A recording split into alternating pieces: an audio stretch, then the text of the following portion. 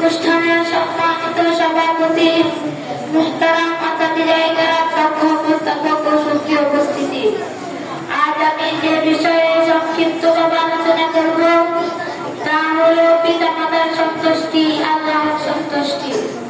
প্রিয় বন্ধুগণ, আমাদের এই দুনিয়ায় আগমন যাদের মাধ্যমে যারা আমাদের লালন করেছে, দুঃখ কষ্ট সহ্য করে বড় করেছেন, তারা হলেন আমাদের পিতামাতা।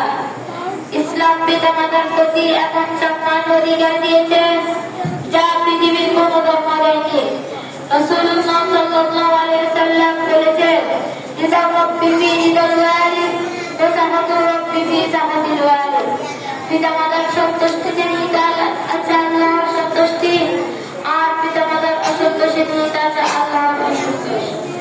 এই হাদিসটি আমাদের বুঝিয়ে দেয়, যদি আমরা পিতামাতাকে খুশি রাখি, আল্লাহ আমাদের প্রতি খুশি থাকেন, আর যদি আমরা তাদের কষ্ট দিই, আল্লাহ আমাদের প্রতি অসন্তুষ্ট হন।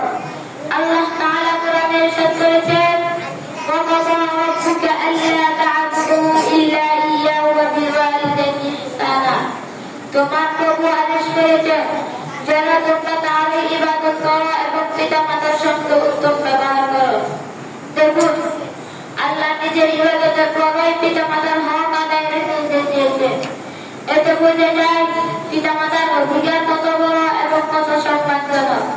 প্রিয় বন্ধুগণ, পিতামাতা আমাদের জন্য জান্নাতের দরজা। তাদের সন্তুষ্টি অর্জনের মাধ্যমে আমরা আল্লাহর সন্তুষ্টি অর্জন করতে পারি। তাদের কষ্ট দেওয়া মানে জান্নাতের দরজা নিজের হাতে বন্ধ করে দেওয়া। যে সন্তান পিতামাতার সেবা করে, তাদের দোয়া পায়, আল্লাহ তাকে দুনিয়া ও আখিরাতে সম্মানিত করে। আর যে অবাধ্য হয়, সে আল্লাহর গজবের মুখোমুখি হয়।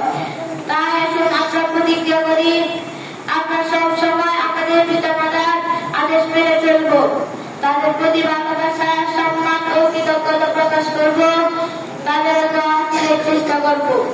কারণ পিতামাতার সন্তুষ্টিতেই লুকিয়ে আছে